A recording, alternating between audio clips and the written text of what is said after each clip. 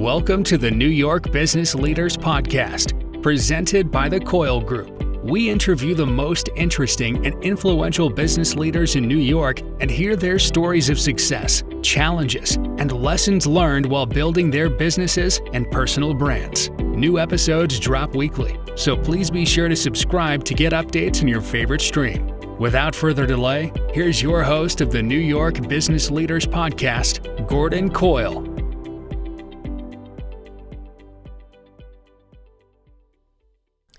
Welcome back to the show. I'm your host, Gordon Coyle. In this week's episode, I get to chat with my good friend Joe Chatham. Joe is the founder and CEO of the USA 500 Clubs, which is a large networking organization that I'm actually a member of. In fact, I lead one of the clubs or chapters in Westchester County.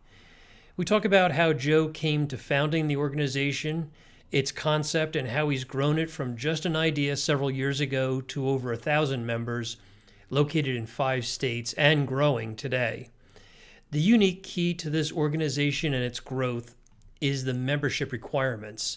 65% of all the members across the platform need to be either attorneys or accountants, and they need to be senior level partners or similar in their firms. The remaining balance of members is restricted to other financial service and related B2B professionals. I don't want to steal Joe's thunder, but I think you'll enjoy this conversation as we not only talk about the USA 500 organization that Joe has built, but also networking and business development in general terms as well. Finally, if you have an interesting story that you'd like to tell on this podcast, drop me an email at gbcoyle@thecoylegroup.com and let's chat. I'll have my contact info as well as Joe's in the show notes. Now, on to the show. Hey everyone, I'm Gordon Coyle. Welcome back to the New York Business Leaders Podcast. Today I've got Joe Chatham from the USA 500 Clubs with me. Joe, how you doing? Doing well, Gordon. How are you? Thank you for having me. Yeah, glad to have you here. So I'm going to ask you to introduce yourself and give the audience a brief overview of what the USA 500 Clubs are. Okay. I'm Joe Chatham. I'm the founder and managing partner for USA 500 Clubs. It's a relationship marketing company, but in more common terms, a networking group for high-level professionals, senior-level professionals who are looking to build key relationships in the business community. I like to say, you come for the networking, you stay for the friendships. And you're physically located in the Boston area, but you've got groups in the Boston area, the New York City area, Washington, D.C., L.A., and anywhere else? And Florida. We're now opening in Florida. Right, I forgot about Florida. Tri-states, New England states, L.A., D.C., and now West Palm Beach. Okay, so tell us how the unique structure around 500 came about and what you try to achieve within that 500. Okay, well, it's built, as you noticed, it's built into the name. It's the idea being that a community, we build communities of about 500 professionals for the purpose of developing significant key relationships and we thought that 500 was a great number. And to be honest with you, Gordon, moving forward outside of New England and the tri-states, which are both pretty well established regions, most regions going forward are more likely to be maybe 250 members. I've discovered through the pandemic that, particularly because of virtual meetings, smaller groups work better. You have more of a chance to form meaningful relationships, particularly in a virtual environment. Having meetings like other networking groups, our group, organizations, where you have 50 people signing up on a page, it's the Brady Bunch, staring and talking at each other. We've tried to keep our groups now at 25 and under. And when we return to in-person, the goal is going to be the same thing, keep them small, keep them more intimate. So, but the name USA 250 isn't as easy as USA 500. And in the interest of full disclosure, I will say that I am a what Joe calls a club facilitator, and Joe's famous for using acronyms. So I'm a CF. Sometimes you have to have like a little key card next to your computer when Joe sends you an email, and you go, "Okay, a CF is this, a CDD is that." So I'm giving you a hard time. Please respond ASAP. Exactly. So I lead a group for Joe in White Plains called the White Plains 2 group. And maybe we should kind of clarify that among those 500 members within a region, there may be how many clubs, how many groups? Traditionally, based on our numbers, it'd be 20 groups of 25. Okay. Yeah. So, we have some we have a family office services group, which is purposely, not by design and by the definition of the members, is going to be small because that group caters to only people with $100 million or more. So that group's about 15. So we may have, 21 groups and one of those like a little ancillary type group. But the typical model is 20 groups of 25. Okay. And one of the unique features about USA 500 is the composition of its members. So do you want to just kind of speak to your trusted professionals and who else can join the group and who it's for and who it's not for? Sure. There's so many good networking groups out there, Gordon. There's the king of them all, BNI, and which is a fantastic networking group for the markets they serve. Which are all markets, really. You could have a member that does cosmetology, all the way up to a terrific attorney, and they're exclusive. So you have one of each in every club. Then you have sort of middle groups. You have groups like Gotham, High Rise, etc. We are. I don't want to say the top of the food chain because we're a very small organization compared to someone like BNI. But our model is to have only senior level trusted advisors. For us, what a trusted advisor is, it's not to say those other people aren't trusted advisors. It's just our definition. Our practicing senior level attorneys and accountants make up 65% of our membership. 10% is made up of nonprofits or people in the media, academia, and or in-house counsel. And the remaining 25% is going to be made up of financial professionals, commercial insurance, for example, commercial real estate. We do not have residential realtors. We don't have mortgage people. We don't have personal P&C carriers. But all of our members have to have a minimum of 10 years. We actually the first look is 15 years. We'll go down to 10 years of experience, but that's really more of an exception rather than the rule. Partner level, senior, partner, manager, director level. So we really are looking for a very defined group. Even our wealth advisors have to have a minimum assets under management, which is pretty significant. We want to make sure everybody in the group knows what they're doing. And they go through a 10-step vetting process to make sure that they do. So I'm not trying to oversell USA 500 here on the podcast, but I think it's kind of a unique group. And for attorneys and accountants, having been with Joe's organization for probably 5 or 6 years now, I've seen some really phenomenal relationships build, especially between attorneys who have great opportunities to refer outside of their specialty, out of what they do every day. If they need, if they do corporate law and they need an IP attorney, they can turn to the network very easily and get somebody to help fill the need for their client. And we see those referrals taking place every day. There's a lot of other interesting pieces to the puzzle that USA 500 has. Maybe just touch on the rock wall, which I think is a pretty unique kind of issue that a lot of networking groups don't have. Yeah, well, we have what we call the rock wall is it stands for requests, opportunities, classified, and kindnesses, basically favors.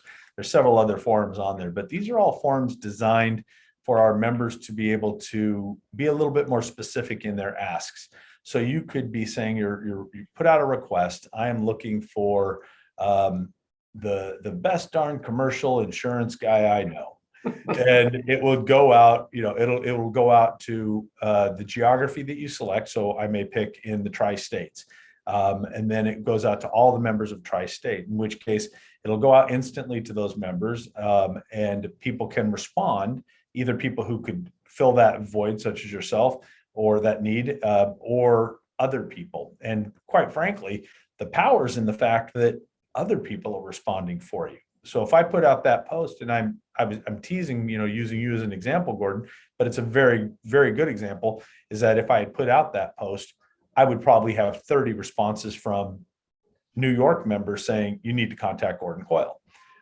You don't even need to respond. Now, of course you would as well. But sometimes it's better to let other people speak for you, and it's a stronger endorsement. Yeah. So the rock wall has, we also have like political activity, you have announcements, you have a variety of different walls, but those are the main four. And as you said, I'm fond of acronyms, and kids, kin, and kindness is really his favors, but then it would have been ROCKF. So that's how we ended up with Rockwall. And I got to say that the rock wall is powerful for a lot of different reasons. And as Joe mentioned, if somebody puts out a post, I'll get, like, they're looking for an expert in workers' compensation or business insurance.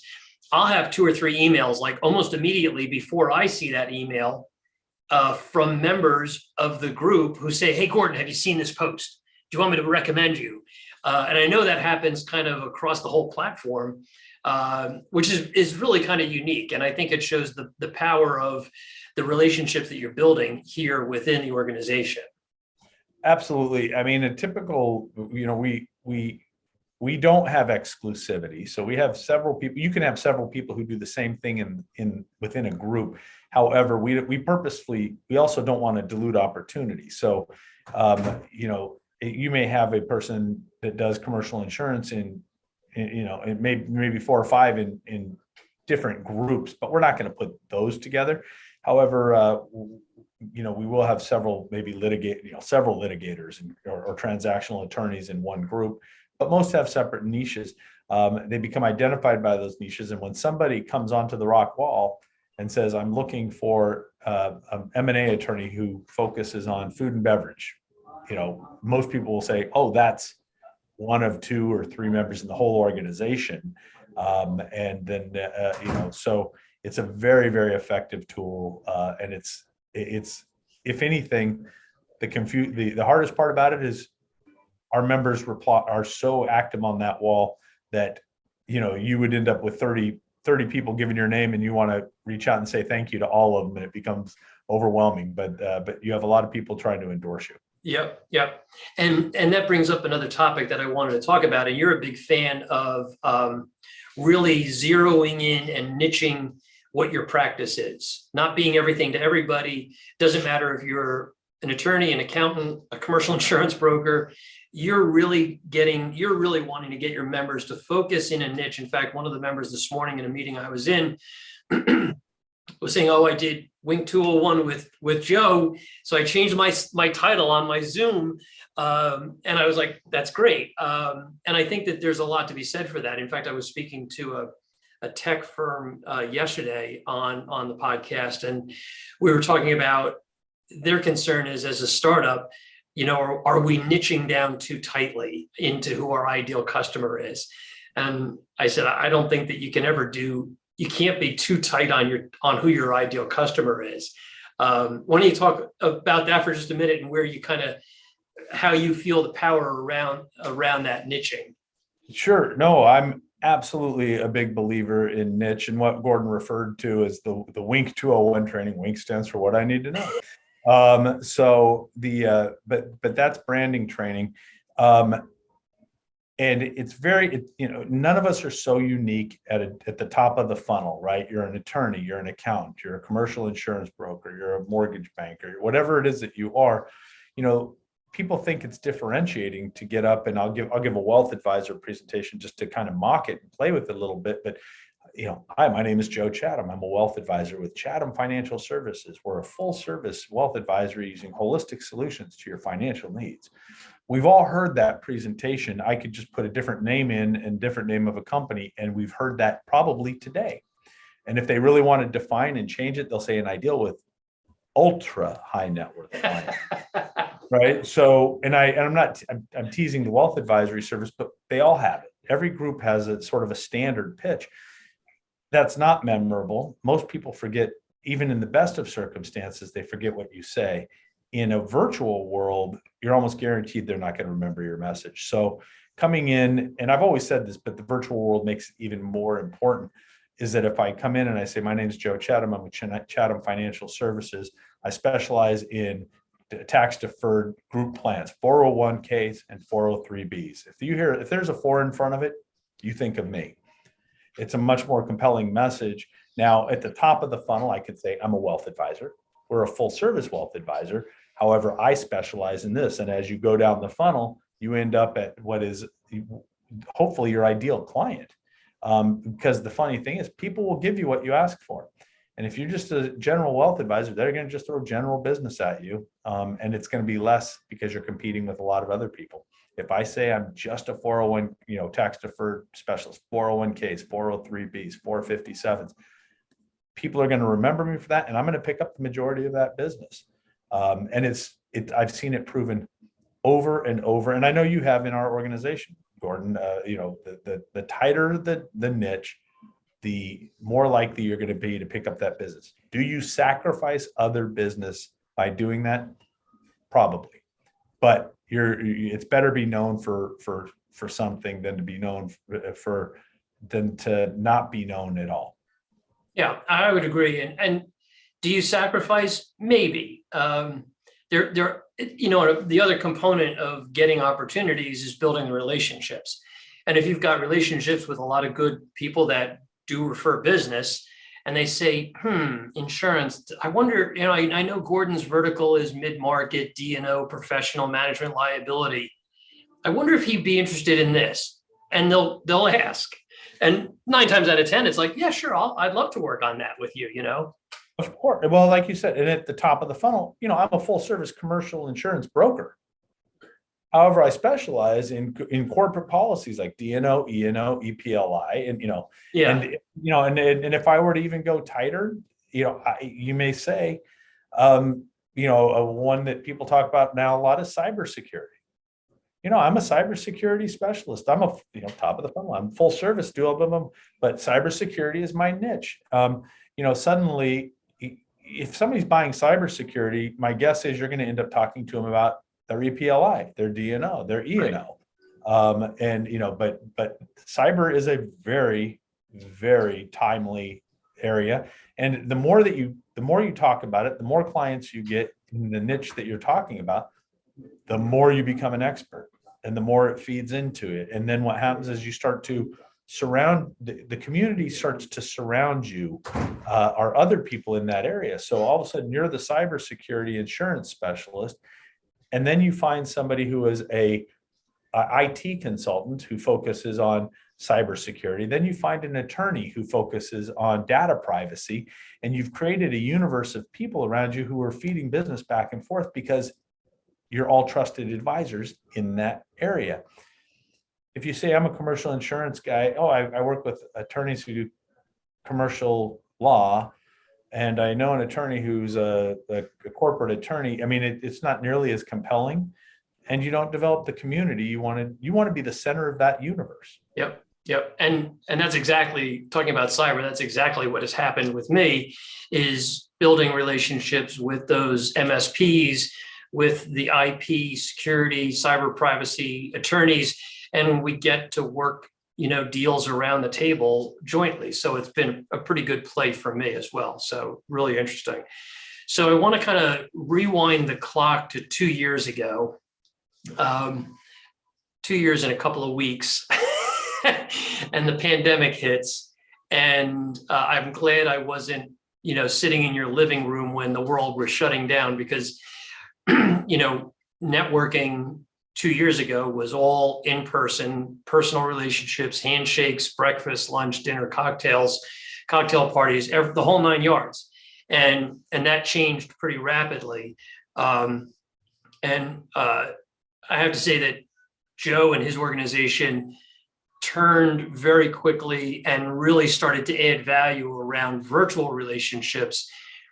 I'm sure that at the moment you probably had a bit of a panic attack and thought the world was over. Fair enough. Yes. To March 13th, the world seemingly fell apart. And I reached out on the rock wall that you mentioned, and I said, does anybody, you may remember the post, Gordon, I said, does anybody know consultants who deal with virtual meetings? And I got a response from Phil Perry, who's a member up here and leads one of our virtual groups. And he gave me the name of his brother, Ed Perry, who is a consultant on virtual meetings. I reached out to Ed. That was on Friday, and our last meeting was Thursday. I reached out to Ed, and as being a club facilitator, by Tuesday morning, we had 2 weeks worth of 12 hours a day training available for all of our club facilitators, our club development directors, our hosts, and our members. It seems goofy to say we had to teach people how to participate on Zoom, but most people didn't know what Zoom was. And within 2 weeks, we trained nearly 700 members, all of our club facilitators, our leadership, on how to participate in Zoom, so much so that we only lost 3 days of actual meetings. All our meetings were back online completely by the Wednesday, March 17th or March 18th. And it saved our business. It saved our business. We moved quickly, and I was fortunate. Had Phil been out fishing that day and not seen that rock wall post, I knew where I wanted to go, but I needed someone that knew how to do that. And that was someone for me, was a member, and now he's a member, Ed Perry. So in addition to just, facilitating meetings online, the model changed where you added in a lot of other virtual get-togethers and a lot of other events that added a lot of value. We always think of networking as this personal, face-to-face, press the flesh kind of a thing, but you kind of, supplemented that with nights at the museum and cooking and all kinds of different things. Do you want to just talk about that for a minute? Sure. To your point, Gordon, we're so used to pressing the flesh, right? When we walk into a room, you shake hands, you have a cup of coffee, you have a Danish or cocktails if it's a night group, whatever it is. Suddenly you're cast from this highly high in-person, high touch type meeting to a room that, number one, you're very unfamiliar with, so therefore you're uncomfortable with it. You don't know how to participate. Even with all of our training, we were all still learning how to raise hands and clap and applaud and unmute and mute our. I mean, to this day, every day I get caught. You're still on mute. I'm still on mute. So that was something that we had to get over, but we realized pretty quickly also people have trouble connecting in larger groups. It's a great way to dispense information, to share acknowledgments for each other, to share business opportunities, but you need to connect. And for us, we immediately, within a month, we put together what we call our first night at the museum event. I hired a tour guide in Italy who normally works at the Vatican. And I said, can you do Zoom and can you take us on a tour of the Vatican? And he, it was all photos and stuff, but boy, did he do a great job. But we prepped with the first half hour before the tour started, we had networking to talk about. It was like, what would you want to see at the Vatican if you were actually there? And that's networking. Networking isn't just handing your card to someone and saying what you do. Real networking is learning about the people, what their passions are, about their kids. Have you been to the Vatican? Oh, have you been to Sistine Chapel? Me, I want to see the archives because I want to see all the dirt on people through history, right? And that it's in there. So it was fun. And now, of course, we've done probably 50 nights at the museum since then. And we brought in cooking classes to keep our members engaged, because cooking street tacos with a bunch of attorneys from Boston is really quite entertaining. And it's fun. And it's a way that when people were feeling particularly vulnerable, we didn't know what this thing was. Now we're all feeling a little more confident, but we were all locked up at home. We were afraid. And suddenly you sign on with, and we limit the size of those groups to under 15. Suddenly you're in a group of 15 people, you're laughing, you're spilling your flour, you're connecting on a human level. And so, as you know, Gordon, we've developed several. We have the nights at the museum, we have the cooking, what's cooking classes, we have the hangouts now, which are small live meetings. We have, the pop-up DTQs where we just announce some sort of interesting vertical or commonality, and people join in to talk about that. And it could be something very innocuous. All trust and estates attorneys pop on at 2:00, and we have a 1/2 hour conversation. Or it can be something that connects people at a whole different level. We were doing one, for example, this week, which is for all members who may have a loved one or have someone they love that is in the trans community. It's a safe place to share something that might be a little more sensitive like that. We really, all of them are really thoughtful about connecting. And this as a club facilitator, we don't just talk about business. That's really the least of it. We're trying to connect people as human beings. The business comes naturally. I don't mean to say it's so blasé, but the fact is, when you like someone, when you know, like, and trust someone, it's easy to refer business to them. Mm-hmm. And I think the other thing to kind of really talk about is in this new virtual world, you actually opened new clubs, right? Correct. Yes, we opened the DC region, and that was originally our Washington DC informational meeting for our first meeting was on March 28th of of 2020. So needless to say, we canceled the in-person meeting, and we said, well, let's just give it our best shot, make it entertaining virtually. And that group filled up within the year. And then we opened Los Angeles. Excuse me. We opened up Los Angeles, which that one I cheated a little, only because I grew up there, and so a lot of the people in that group were my friends. Excuse me. And we are currently opening Florida, and again I cheat a little bit because half of New England, it seems, is relocated to Florida, and so we have a number of members down there who are opening our West Palm Beach club.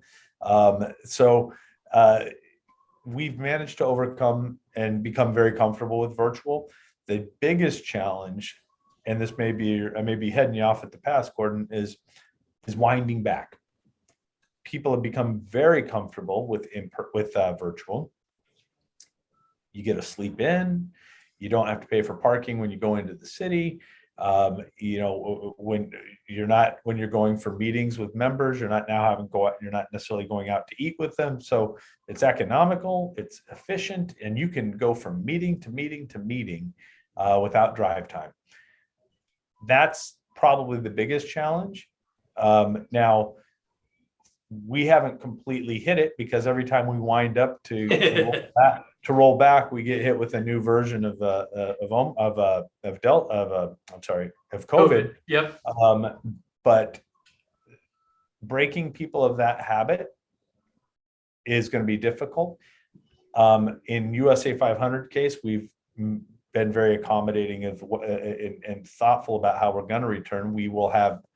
We have some purely in-person meetings that members have opted for those who love in-person. We have several now groups that will remain virtual in perpetuity.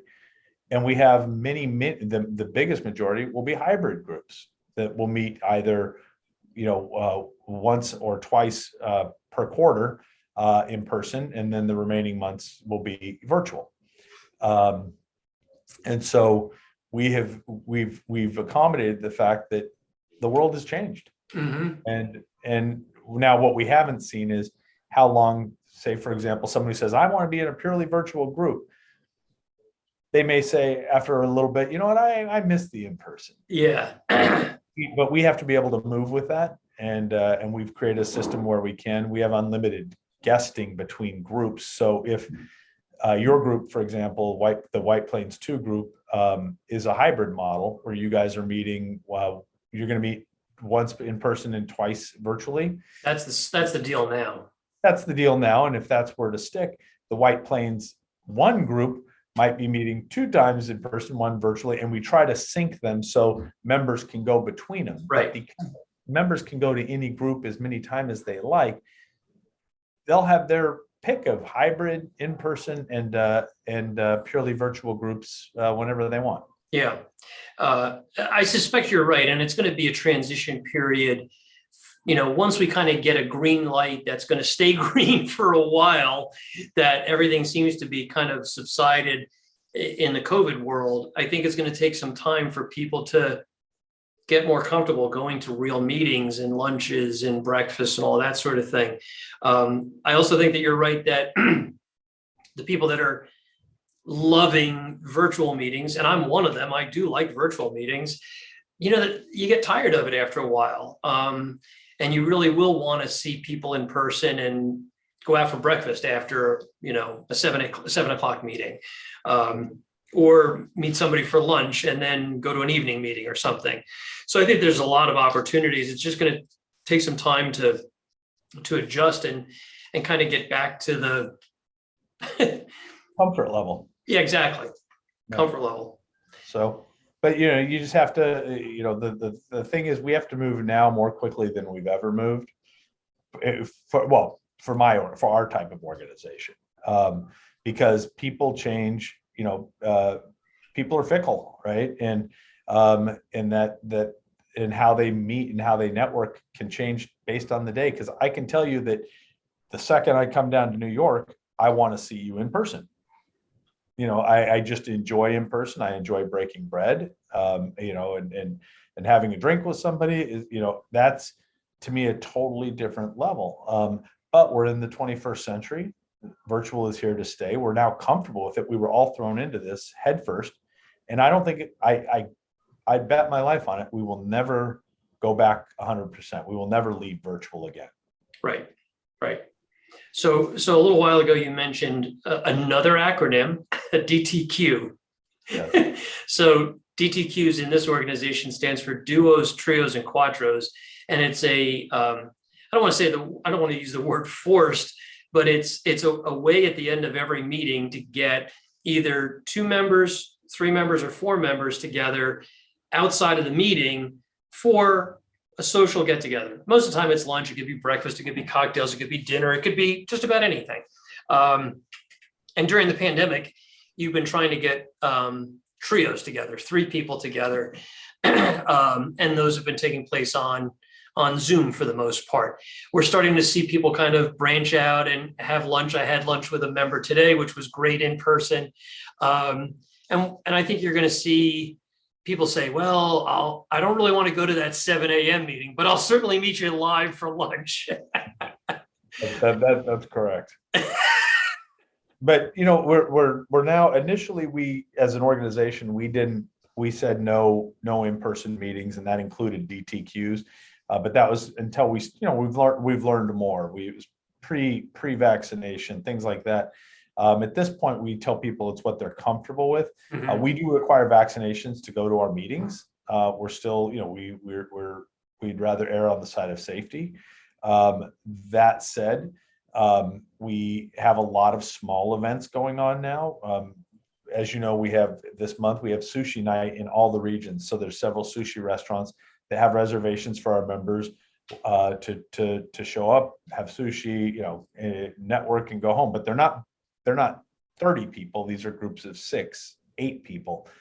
We have, in March, we have bowling nights in all the regions where people will be able to, you sign up, you go bowling, but they're small, hopefully safe, make people feel comfortable. Mm-hmm. Hatchet throwing. We have all sorts of events, but right now everything is focused on the small events until we get a better grasp on is Omicron, and increasingly it's looking like Omicron is fairly I don't want to say safe, but it's not as deadly as Delta, and particularly if you've had your vaccinations.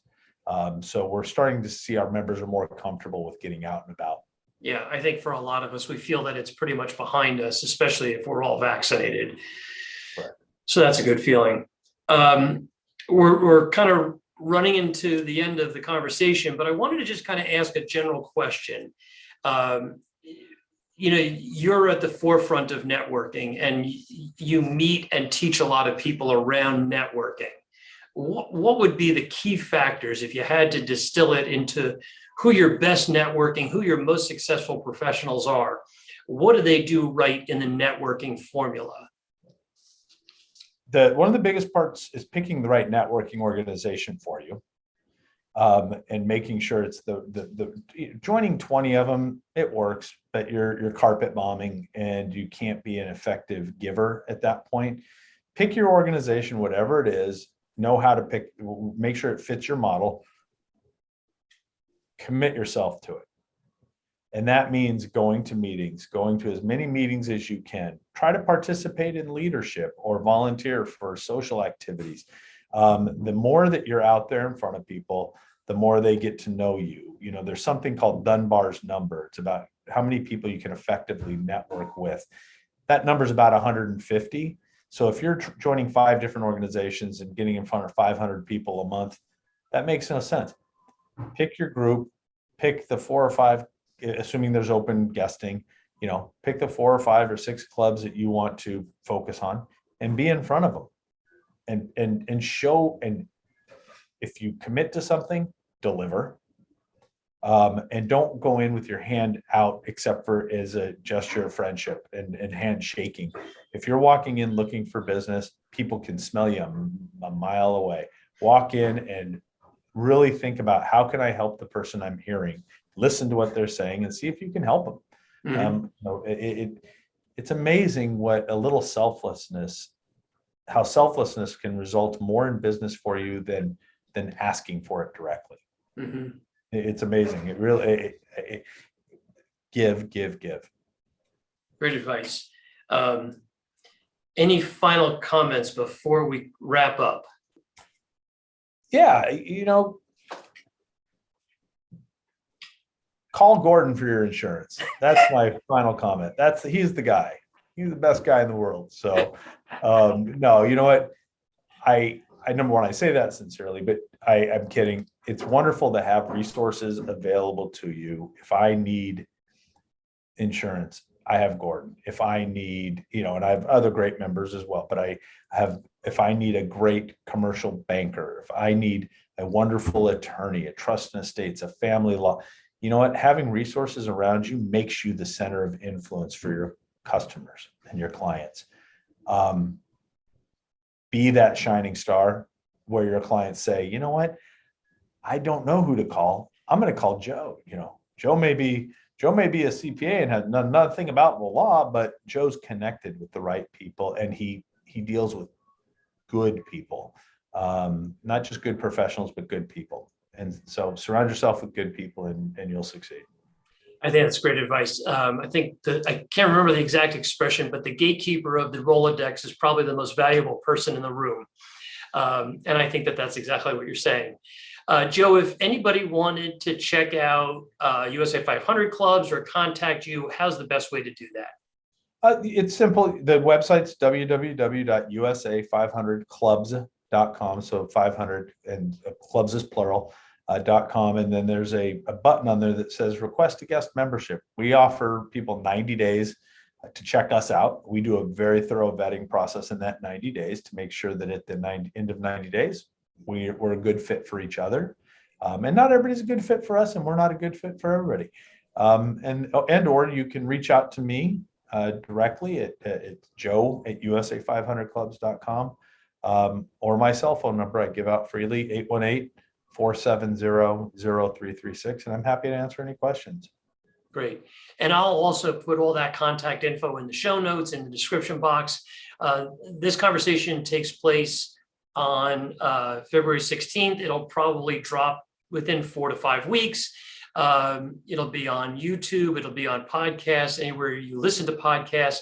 Joe, it's been great having you on. I appreciate the time you gave us today. Good conversation. Thank you, Gordon. It was great to have. It's great to catch up. Same here.